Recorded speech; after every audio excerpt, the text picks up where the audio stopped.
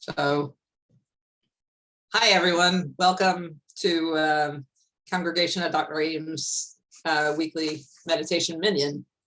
I'm Daphne, a Dr. Ames congregant for those who might be watching on YouTube. The rest of you know me. And I am facilitating today in the absence of our regular leader, Rabbi Hannah Leslie Glazer, who, as we know, is in Israel. November is National Gratitude Month. And in that vein, we have been meditating for the last few weeks on a concept called Hakarat HaTov, finding the good. And we'll continue with that theme today, exploring how we can create a mindset of gratitude from the moment our day starts. And I sent out an email with a link to a video. I understand that some of you thought it might have been for insurance, but that was not the purpose of it. So hopefully you got past that. But that was a little teaser. So the Talmud, which is their written discussion of the body of Jewish law that's known as the Mishnah, states that every person is obligated to recite 100 blessings a day. Interestingly, I was doing some looking and it said that ancient commentary suggests that this obligation was actually precipitated by a pandemic. In the time of King David, 100 people were dying every day from some terrible plague, which I don't know what it was. But as a remedy, King David decreed that the Jewish people should recite 100 brachas daily, and the plague stopped. At its most basic, a bracha is a recognition of the good that God has given us. So sort of hakarat hatov. This recognition is so important to the Jewish tradition that the sages wrote that it's forbidden to benefit from the world without making a blessing. So when we live a life immersed in blessings, we live connected to the divine in gratitude. That's the idea. It takes time though. According to H.com, to recite all 100 blessings in a 16-hour day averages out to 1 every 10 minutes. You got to get up pretty early in the morning to get that done, or stay up late, I guess. But as life would have it, literally from the moment we open our eyes, we have the opportunity to say blessings. And for this one, you don't even have to get out of bed. And in fact, my understanding is that you're not supposed to get out of bed. You're supposed to say it like right there. And Jewish mysticism holds that we don't really know where our souls go when we sleep. And what's more, once we are asleep, of course, we don't know if we'll wake up again. And if we do wake up, that's a gift. So obviously, most of us are taught that when given a gift, an appropriate reaction is to say thank you. So in Judaism, we're encouraged to say when we wake up this prayer. I'm going to read it in Hebrew. It goes, Modeh ani lefanecha melech chai v'kayam shechazarta bi nishmati b'chemla rabba emunatecha, which means, I thank you, living and eternal King, for you have mercifully restored my soul within me. Great is your faithfulness. For those with a little bit of knowledge of Hebrew, you know that the word ani means I.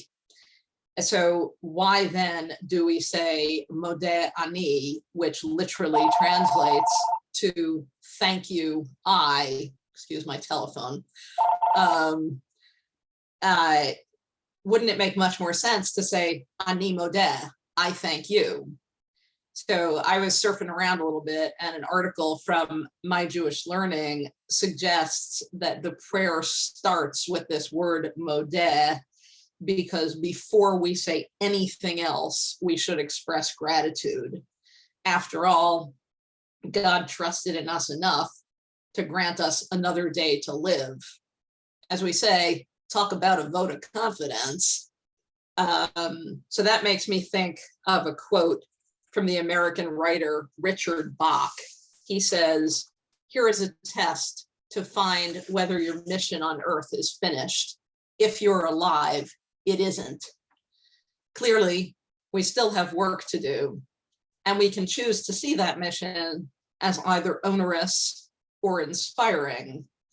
The motivational speaker, Dr. Wayne Dyer, said, if you change the way you look at things, the things you look at change. I'm going to leave you with this thought as we prepare to sit quietly for the next several minutes. In the poetic essay called On Love, in Khalil Gibran's book, The Prophet, he writes this: love has no other desire but to fulfill itself. But if you love and must needs have desires, meaning you aspire to do more than just love, let these be your desires: to wake at dawn with a winged heart and give thanks for another day of loving. So we'll get comfortable if you all haven't already settled in. If you want to position yourself so you feel supported by whatever you're sitting on or lying down on. And we'll check in with our bodies if there are areas where you might be holding tension in your jaw or your shoulders. And let's breathe into those spaces and try to let them relax and close our eyes or pick a point to look at.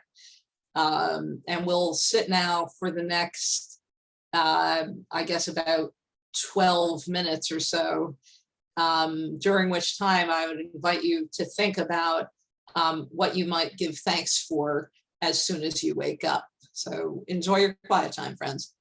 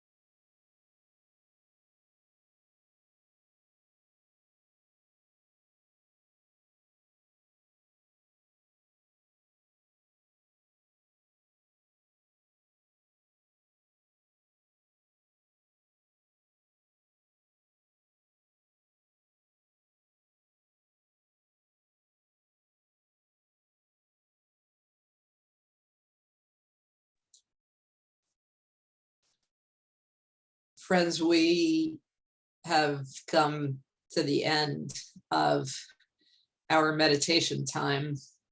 Let your awareness come back to the room. And when you're ready, you can open your eyes. I hope everybody feels comfortable, tranquil. I want to thank everyone for being with me here today, live on Zoom, or thanks to those two who watched on YouTube. I look forward to seeing you all and meditating with everyone in the future. And this ends the recording. Thank you.